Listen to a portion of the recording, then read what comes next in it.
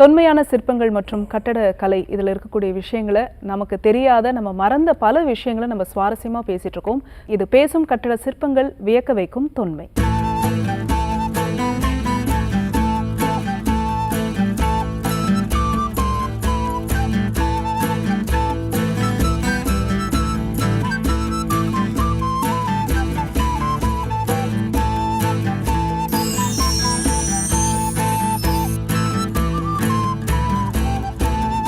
இவ்வளவு சிறப்பாக கட்டியிருக்காரு ராஜசிம்மன் இல்லையா? இந்த காஞ்சிபுரம் கைலாசநாதர் கோவிலினுடைய அந்த கருவறையை பற்றி சொல்லுங்களேன். கருவறை தான் அங்கே இருக்கிறதுல சூப்பர்லேட்டிவ். அந்த கருவறை ஒரு பொக்கிஷம் போல தெரியும்.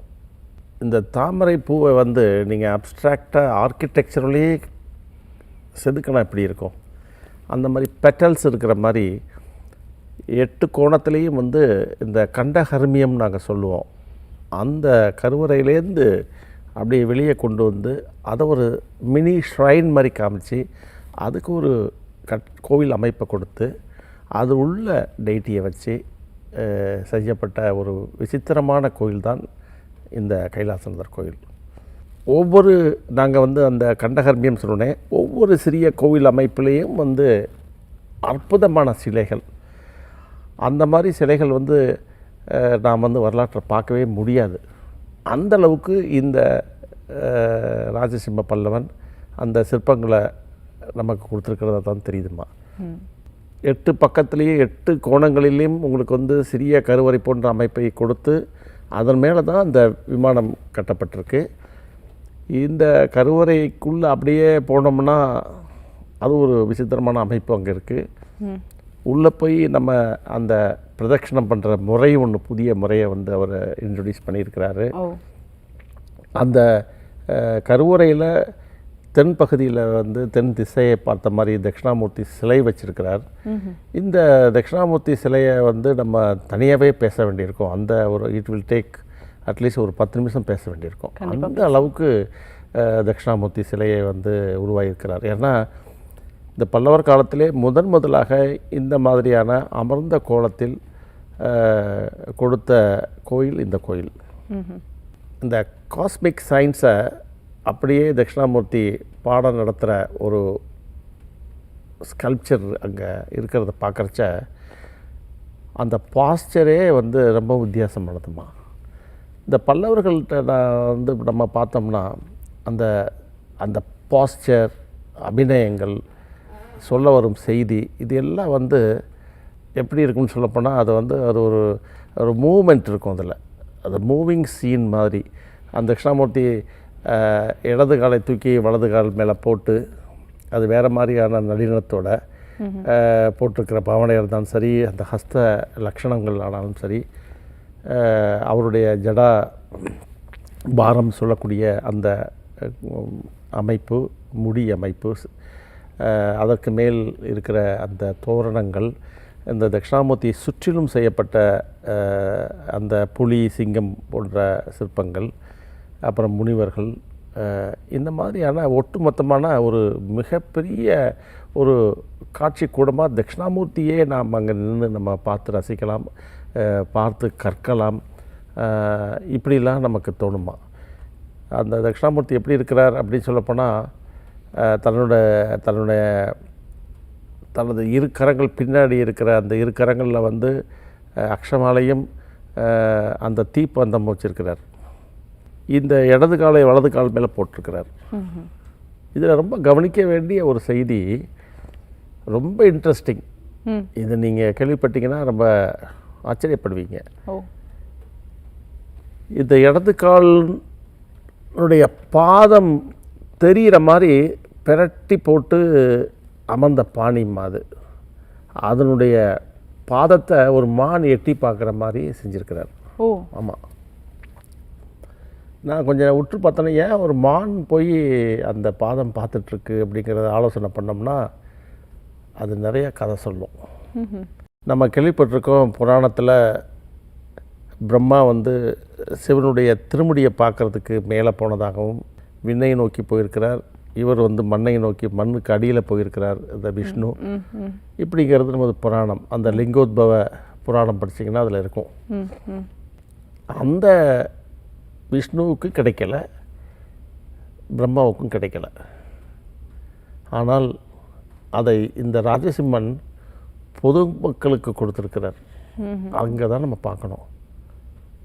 அதாவது இன்ஃபினிட், அந்த பிரம்மசூத்திரம்ங்கிற அந்த பிரம்மங்கிறது ஆதி அந்தம் இல்லாதது, அது யாராலும் பார்க்க முடியாது. இருந்தாலும் இந்த சைவ சித்தாந்தியான இந்த ராஜசிம்மனுடைய கற்பனை என்ன சொல்லுது?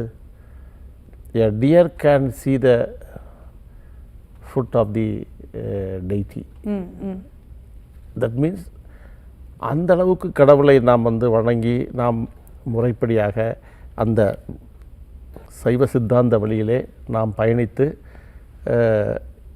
சென்றால் கண்டிப்பாக அந்த பாதத்தினுடைய தரிசனம் கிடைக்கும் சொல்கிற மாதிரி. ஸோ எல்லாருக்குமே அந்த பாத தரிசனத்தை வந்து இந்த ராஜசிம்மன் வழங்கியிருக்கிறதா எனக்கு தெரிஞ்சிச்சு.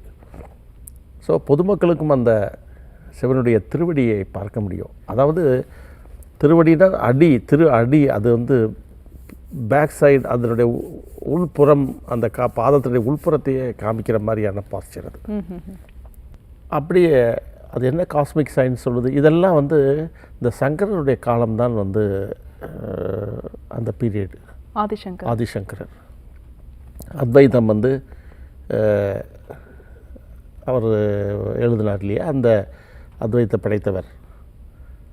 அகம் பிரம்மாஸ்மி, தத்துவமசிங்கிற ஒரு சித்தாந்தங்களை எல்லாம் வந்து உலகத்திற்கு ரொம்ப அதிகமாக பிரச்சாரம் பண்ணவர். தட்சிணாமூர்த்திக்குன்னு ஒரு தனியாக ஒரு நூல் எழுதினவர். இப்படிப்பட்ட அவருடைய காலத்தில் வந்து இந்த தட்சிணாமூர்த்தி ஒரு புதிய கோணத்தில் பார்க்கப்பட்டு அது புடைப்பு சிற்பமாக ராஜசிம்மன் வந்து காமிச்சிருக்கிறார். அதற்கு பிறகு சோழர்கள் காலத்தில் இந்த சதர்ன் சைடில் வந்து தட்சிணாமூர்த்தி ஒரு பர்டிகுலர் பாஸ்டரில் ஒரு ரெகுலர் பாஸ்டர் செய்யப்பட்டது. ஆனால் இவர் அந்த பாஸ்டர் இல்லை, இவரால் செய்யப்பட்டது சோழர்களுக்கு முன்பு ஒரு விசித்திரமான பல அரிய தகவல்களை கொடுக்குற மாதிரி அந்த தட்சிணாமூர்த்தி இருக்குமா. இன்னும் அதில் சொல்ல வேண்டிய விஷயம் என்னென்னா, சைவ சித்தாந்தத்தினுடைய சொல்லப்பட்ட கருத்துக்கள் தட்சிணாமூர்த்தி பேசுகிறார். திருமந்திரத்தில் சொல்லப்பட்ட விஷயங்களை வந்து அங்கே சிற்பங்களாக காட்டப்பட்டிருக்கிறது. ஆழ்ந்து தியானம் செய்தால், ஆழ்ந்து சிவன் மீது நாம் பற்றுக்கொண்டால் நாமே சிவனாக மாறலாம், அந்த பிரம்மமாக நாவே மாறலாம்ங்கிறது இந்த திருமந்திரம் சொல்லுது. ராஜசிம்மனை பற்றி பேசும்போது காஞ்சிபுரம் கைலாசநாதர் டெம்பிள் இதை பற்றி சொன்னீங்க சார். இருந்தாலும் நம்ம இந்த மகாபலிபுரம் கடற்கரை கோவில்கள், இதுக்கும் இந்த கோவிலுக்கும் இருக்கக்கூடிய இது வித்தியாசம் அப்படிங்கிறத நீங்கள் என்ன சொல்லுவீங்க? அதனுடைய மன்னனும் ராஜசிம்மன் தான். இந்த கடற்கரை கோவிலை செய்தவரும் ராஜசிம்ம பல்லவன் தான். But it has one connection between ராஜசிம்மனுடைய அவைக்கள புலவர் தண்டீஸ்வரனே, அவருடைய கனெக்டிவிட்டி இந்த கோயிலில் இருக்குது. சொல்கிறேன் நான். இந்த கடற்கரை கோவில் உருவாகிறதுக்கு முன்னாடி அங்கே ஆல்ரெடி இவர் ஸ்தலசேன பெருமாள் சிற்பமாக அந்த பாறையில் செதுக்கப்பட்டது தான் முன்னர் இருந்தது, பிஃபோர் ராஜசிம்மா. அதற்குத்தான் இவர் என்ன பண்ணினார், அதற்கு ஒரு சிறிய கருவறை அமைப்பை உருவாக்கி முன்பக்கத்தையும் பின்பக்கத்தையும் 2 விமானத்தோடு கூடிய கருவறையை செஞ்சிருக்கிறார். இதுக்கும் அதுக்கு வித்தியாசம் எப்படின்னா, இது ஒரு விதமான கட்டடக்கலை நுட்பம். அந்த பெருமாளை பற்றி சொல்லும்போது நான் வந்து குறிப்பிடணும், இந்த தண்டிங்கிற புலவர் வந்து அவந்தி சுந்தரி கதான்னு ஒரு நூல் எழுதியிருக்கிறார். அந்த நூலில் இந்த பெருமாள் படுத்திருக்கிற அந்த சயன விஷ்ணுவை சொன்னேன், அவருடைய அவர் கை உடைஞ்சிருக்கு. சரி. அந்த உடையும் கரத்தை வந்து செப்பனிடுவதற்காக வந்து ஒரு சிற்பியை கூட்டிகிட்டு போய் அதை செய்கிறதாகவும், அது எவ்வாறாக செய்யப்பட்டது அப்படிங்கிறதெல்லாம் வந்து சொல்கிறார் அந்த தண்டி. இந்த நோக்கத்தோடு நான் போய் அந்த சிலை போய் பார்த்தேன். அந்த சிலையில் இருக்கிற அந்த ஒட்டுனது இன்னும் அப்படியே இருக்குது, நான் பார்த்தேன். அது ராஜசிம்மன் காலத்தில் அது ஒட்டப்பட்டது. அதுக்கப்புறம் அந்த கடற்கரை கோயிலில் 2 சிவலிங்கம், முன்புறம் கிழக்கே ஒரு கோயில், மேற்கே ஒரு கோயில், அதுக்கு விமானத்தோடு கட்டியிருக்கார். ரெண்டுக்கும் உள்ள வித்தியாசம் அப்படின்னா, அது ஒரே ஒரு சிவனை மையமாக கொண்டது. இங்கு 2 சிவலிங்கம். இந்த பாறையினுடைய அமைப்பு இருக்க, அது கீழே பாறை மேலே தான் இந்த கோயில் கட்டப்பட்டது, கடற்கரை கோயில். ஸோ வளைஞ்சு வளைஞ்சு போயிருக்கோம். ஒரே நேர்கோட்டில் வந்து அந்த 2 கருவறையுமே கட்ட முடியாது. So according to the shape of the topography of the rocks below the earth எப்படி இருக்கும், அதுதான் ஃபவுண்டேஷன். அது மேலே இந்த கட்டப்பட்டது தான் கடற்கரை கோவில். நம்ம கூட பார்க்கலாம், திடீர்னு பார்த்தா ஏன் ஒரே லைனில் அலைன்மெண்ட் இல்லை, ஒரு முன்பக்க கோயில் வந்து கிழக்கே இருக்கிறது இந்த பக்கமும், மேற்கே இருக்கிற தள்ளியும் இருக்குது, நடுவில் விஷ்ணு படுத்திருக்கிறார். அந்த அமைப்புக்கு தகுந்த மாதிரி பண்ணியிருக்காங்க. ஸோ அது ஒரு தனி அமைப்பு. கடற்கரை கோவில் இது it is a special character. இதனுடைய கேரக்டரே வேறு,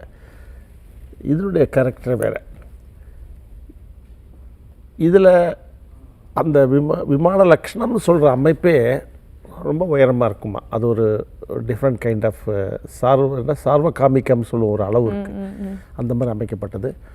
பட் ரெண்டுமே வந்து குறைஞ்சதில்லை இந்த நுட்பத்தில், இந்த ஆர்கிடெக்சருடைய பியூட்டியில்.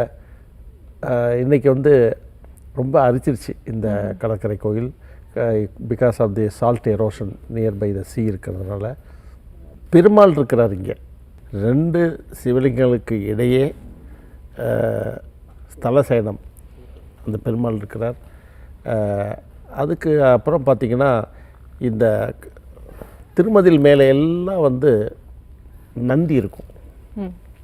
அது ஒரு difference between Kanchipuram and this temple. இன்னொன்று ஒரு விசித்திரமான ஸ்கல்ப்சரே இருக்குது ஸ்ரீஷோர் டெம்பிளில். அது எப்படின்னா, ஒரு சிங்கம் உட்காந்துருக்கும், அதனுடைய மார்பிளை வந்து உள்ள ஒரு சின்ன ஒரு இது நீஷ் மாதிரி செஞ்சு அதில் வந்து மகிஷாசுர மர்தினி இருக்குது. அது பக்கத்தில் ஒரு ஆடு பலி இட்ட ஒரு சீன் வந்து தத்ரூபமாக அப்படியே இருக்குமா. இது நம்ம பார்க்குறச்ச அதை நம்ம உற்று கவனிக்கிறது இல்லை, ஆனால் நல்லா போய் பார்த்தோம்னா தெரியும், வெட்டதை ஒரு பலியிட்ட ஆடு அப்படியே அந்த பலி போட்டோம்னா தலையை 2 துண்டாக கிடக்கும் பாருங்கள், அந்த மாதிரி செய்யப்பட்டிருக்கு. இதெல்லாம் பார்க்குறச்ச ஏதோ சொல்ல வர்றாங்க. So it is not a simply ஸ்கல்ப்சர்னு நினச்சிட்டு நம்ம போக முடியாது. இது எதை சொல்ல வர்றாங்க, என்ன சொல்கிறாங்க அப்படின்லாம் பார்க்கும்போது நிறைய நமக்கு கருத்துக்கள் கிடைக்குமா. ஸோ அப்படிப்பட்ட ஒரு ஸ்கல்ப்சர் அங்கே இருக்குது. அப்புறம் இந்த ரீசண்ட் சுனாமி, லாஸ்ட்டு சுனாமியில் புதுசாக ஒரு சர்க்குலர் டெம்பிள் கிடச்சிச்சு, எக்ஸ்கவேட் பண்ணி பார்த்தாங்க. இதெல்லாம் பார்க்குறச்ச இது ஒரு தனித்துவமான கோவில் தான். இது வந்து கிரானைட்டில் பண்ணது இந்த seashore temple. Whereas that Kailasanathar temple sandstone, sandstone சொல்கிற மாதிரி கல்லில் தான் பண்ணாங்க. ஸோ அதனுடைய லாங்கிவிட்டி வேறு, இதனுடைய லாங்கிவிட்டி வேறு. இருந்தாலும் வந்து அந்த கைலாசநாதர் கோயில் வந்து இன்னும் நீண்ட நாள் நிலச்சி நிற்கணும்னா இன்னும் அதை ஸ்ட்ரெங்தன் பண்ணி நம்ம பாதுகாக்க வேண்டிய சூழ்நிலை இருக்கும். இதையும் பாதுகாக்கணும். இது சால்ட் எரோஷனில் போயிட்டுருக்கு. இந்த கடல் உப்பு காற்றுல வந்து அரிச்சு இப்போ வந்து அந்த ஃபார்ம் ஃபுல்லாக அவுட் எல்லாம் வந்து it is now, but outline தான் இருக்குது இப்போ இந்த கோயிலில். So we have to preserve seashore temple also. Preserve பண்ண முடியுமா சார்? ஆமாம், இதை ப்ரிசர்வ் பண்ணுறாங்கன்னா வந்து என்னென்னா அந்த சால்ட் எரோஷனை வந்து குறைச்ச அளவில் ஆகிட்டுருக்குது. பட் எப்படி இருந்தாலும் அது இப்போ already totally it is out of shape தான். இப்போ ஸ்கல்ப்சர் ஒன்றுமே பார்க்க முடியாது, எதையுமே பார்க்க முடியாது, எல்லாம் அப்படியே முழுன்னு இருக்கும். But it is very important temple. வரலாற்றில் வந்து seashore temple is also an important. இதெல்லாம் பல்லவர் காலத்தில் அதெல்லாம் அல்டிமேட் சொல்லுவோம், அதான் முக்கியம். அதாவது இந்த அந்த கட்டடக்கலையினுடைய உயர்வை வந்து என்றைக்கும் தொட்டாச்சுன்னு சொல்லலாம். இது வந்து நம்மளாம் பெருசாக சாதிக்கப்படும், இதை அதை விட பெருசாக செய்யலாம்னா கண்டிப்பாக அதை பண்ணவே முடியாது. அந்தளவுக்கு மிகவும் உயர்ச்சி கட்டடக்கலையினுடைய உச்சத்தை வந்து பல்லவர்கள் தொட்டுட்டாங்க. அதில் இன்னும் கவனிக்க வேண்டியது கூட நீங்கள் பார்க்கலாம். இவ்வளோதான் கல்லெல்லாம் வந்து எரோடோ ஆனாலும் கூட அந்த கலசம் இருக்கே, அந்த கலசம் வந்து it's a different kind of hot stone. ஓ. அதில் செஞ்சது இன்றைக்கும் அது அரிப்பு இன்னும் ஒன்றுமே அது எரோட் ஆகலை. அந்த சிவலிங்கம் எரோட் ஆகலை. உள்ளே இருக்கிற சோமாஸ்கந்தர்னு கருவறையில் இருக்கிற ஸ்கல்ப்சர் அதெல்லாம் எரோட் ஆகலை. ஏன்னா they have done it in a different kind of stone, hardest stone அதில் பண்ணியிருக்காங்க. இப்போ கைலாசநாதர் டெம்பிள்னா எத்தனை ஆண்டுகளுக்கு முன்னாடி அது கட்டப்பட்ட ஒரு கோவில் சார்? ஆமாம், it is actually early 8th century. Rajasimhan period வந்து 695 to 725. ஸோ இந்த பீரியடில் தான் கட்டினாங்க. சரி. ஸோ மஸ்ட் பி பாருங்கள், இட் மஸ்ட் பி 1300 years பழமையான ஒரு கோவில். பெரிய விஷயம். இட்ஸ் இது வந்து ஒரு ஆர்ட் ட்ரெஷர்னு சொல்லலாம் நம்ம அதை. தட்சிணாமூர்த்தியே உட்காந்துட்டு தபஸ் பண்ணுற மாதிரி பக்கத்தில் பக்தன் பார்க்குற மாதிரி இருக்கும். இன்னொரு ஸ்கல்ப்சர் பார்த்திங்கன்னா பக்தனாக தட்சிணாமூர்த்தி உருவத்தில் அந்த பக்தனை போய் அந்த தபஸ் பண்ணுறதை பார்க்குற மாதிரிலாம் இருக்கும். இதெல்லாம் பார்க்குறச்ச எப்படி தெரியுது, ஓ திருமந்திரம் இஸ் மச் ஓல்டு. அதனுடைய பிரின்சிபல்ஸை எல்லாம் இங்கே அதனுடைய தத்துவங்களை எல்லாம் ராஜசிம்மன் படித்திருக்கிறார், செய்து காட்டியிருக்கிறார். சிற்பங்களாக செய்யும் பொழுது அதில் இருக்கிற மிகப்பெரிய விஷயம் என்னென்னா, நாம் எல்லோருக்கும் வந்து படிக்க வராது. Layman also can see the sculpture and learn what is சைவ சித்தாந்தம் இப்படிங்கிறதெல்லாம் அதை சொல்லுது. ஒரு சிற்பமானது உங்களுக்கு வந்து அப்படியே உங்களுக்கு காட்சி பொருளாக அந்த விஷயங்களை வந்து நம்ம முன்னாடி கொண்டாந்து கொடுக்குது அப்படின்னு சொல்லும்போது, நான் சொன்னேன் ஸ்கல்ப்சரல் லாங்குவேஜ்னு முந்தி பேசினோம், அந்த லாங்குவேஜ் மூலமாக பாமரனும் இந்த சைவ சித்தாந்தத்தை கற்க முடியும் அப்படிங்கிறதெல்லாம் சொல்கிற மாதிரி அந்த சிற்பம் இருக்குது. குறிப்பிட்டு 2 விஷயத்தை நான் சொல்லிவிட்டு இந்த தட்சிணாமூர்த்தியை முடிக்கலான்னு இருக்கேன். அவருடைய திருக்கரங்களில் மேற்கரங்களில் வந்து ஒரு இதில் அக்ஷமாலை இருக்கும், ஒரு இதில் அந்த தீப்பந்தம் இருக்கும். சரி. இது வந்து ஒரு காஸ்மிக் சயின்ஸை பேசுகிறது. காலம் என்ற ஒரு கணக்கையும் இந்த பேஸ் என்று சொல்லக்கூடிய ஒளியையும் விளக்கி சொல்கிறது தான் வந்து அந்த காஸ்மிக் சயின்ஸ்மா. இதைத்தான் வந்து நம்ம தொல்காப்பியர் சொல்கிறார், முதல் எனப்படுவது பொழுதும் நிலமும் சொல்வார். இந்த நிலம் ஸ்பேஸ்லேருந்து வந்தது. ஸோ அங்கே அந்த ஒளியானது அந்த தீபமானது அசைந்து கொண்டிருக்கிறது. எதற்காக அசைந்து கொண்டிருக்கிறது? இந்த அக்ஷமாலையினுடைய காலத்திற்கு. இந்த அசைவு தான் காஸ்மிக் டான்ஸாக மாதிரி நடராஜரா பின்னாடி வந்திருக்கிறார். So what is cosmic science? The time and the space. இந்த கணக்கை எவ்வளோ ஆண்டுகளுக்கு முன்னாடி நம்முடைய திருமந்திரமும் சைவ சித்தாந்த நூல்களும் சொல்கிறத வந்து இந்த ஸ்கல்ப்சரில் காமிச்சது. இது வழி வழியாக பின்னர் அதே அக்ஷமாலை, அந்த தீப்பந்தம், இப்படி சிற்பங்களை தொடர்ந்து செய்யப்பட்டதுமா. ஸோ இந்த மாதிரியான அற்புத விஷயங்களைத்தான் இந்த தட்சிணாமூர்த்தி சொல்கிறார். இந்த கண்ணோட்டத்தில் நம்ம பார்க்கணும். இப்போ நம்ம அது விளக்கி சொல்கிறது எதுக்கு? நம்ம கோவிலுக்கு போய் வணங்குகிறோம் இறைவனை. அந்த கோவிலை சுற்றி வரும்போது நாம் என்ன கற்க வேண்டியது இருக்கிறது, இது என்ன சொல்கிறது அப்படிங்கிறதெல்லாம் நம்ம வந்து பார்க்குறச்ச தட்சிணாமூர்த்தி கண்டிப்பாக நாம் சென்று பார்த்தால் இது ஒரு மாறுதலை கொடுக்கக்கூடிய ஒரு வித்தியாசமான சிலையாக இருக்கும் அப்படிங்கிறத நாங்கள் சொல்ல வரேம்மா. அங்கே என்ன சொல்லியிருக்காங்க, அந்த வரலாறு என்ன சொல்லியிருக்குங்கிறத நீங்கள் சொல்லியிருக்கீங்க. ஆமாம் ஆமாம், நிச்சயமாக. அந்த பிரகாரம் வந்து சொல்லியிருந்தீங்க சார். ஆமாம்மா. இதில் இன்னொன்று கவனிக்க வேண்டிய விஷயம், அந்த ராஜசிம்மனுடைய புரட்சிகரமான ஒரு செயல் என்னென்னா, எல்லோரும் நம்ம வந்து கோயிலில் போயிட்டு நம்ம வந்து பிரதட்சணம்னு இருக்கோம், இந்த தரைமட்டத்தில் பிரதட்சணம் எடுப்போம். ஆனால் இந்த கோயிலில் போயிட்டு பிரம்ம பிரதட்சணம் அப்படிங்கிற ஒரு அமைப்பு இருக்குமா. தரைமட்டத்துக்கு கீழே கருவறையில் வந்து நம்ம டவுன்வர்ட்ஸ் போய் ஒரு பிரதட்சணம் எடுக்கிற முறை, அது தவழ்ந்து செய்யணும். வித்தியாசமான ஒரு அமைப்பு. என்ன அப்படி எதனால் அப்படிங்கிறதெல்லாம் நம்ம வந்து சிந்தித்தால் வந்து கண்டிப்பாக விடை கிடைக்குங்கிறத வந்து இதற்கு முன்னர் வந்து இந்த மாதிரி விஷயங்களை வந்து நான் படித்தது இல்லை. ஆனால் பார்க்குறச்ச கண்டிப்பாக இப்படித்தான் இருக்கும் அப்படிங்கிறத நம்ம வந்து ஊகிக்க முடியும். இந்த சிவலிங்கம் நீங்கள் பார்த்துருப்பீங்க. சிவலிங்கத்தில் சென்டர் ஸ்டெம் இருக்குது. அந்த ஸ்டெம்னுடைய லட்சணம் பார்த்திங்கன்னா, bottom is square, middle portion is octagon, மேலே வந்து சர்க்குலராக இல்லாட்டி 32 பட்டங்களாக இருக்கும். இந்த கைலாசநாதர் கோயில் அப்படி தான் இருக்குது. இந்த தரை மட்டத்திற்கு கீழே வணங்குவதற்கான காரணம் என்னன்னு பார்த்தா அதுக்கு கீழே ஸ்கொயர் ஃபார்ம் இருக்குது இந்த லிங்கத்தில், சிவலிங்கத்தில். அப்புறம் தான் தெரிஞ்சிச்சு அந்த சதுரமான பகுதியை வந்து நம்மளுடைய அது வந்து சாத்விகம் சொல்லுவோம், குணங்கள் உண்டு. ஒவ்வொரு it is geometries of qualities. அது ஸ்கொயர் ரெப்ரசன்ட்ஸ் சாத்விக், ஆக்டோகான் ரெப்ரசன்ட்ஸ் தாமசிக், and the top one the circular are 32 பட்டம் இஸ் சாத்விக, ராஜச, தாமசங்கிறது சர்க்குலர்.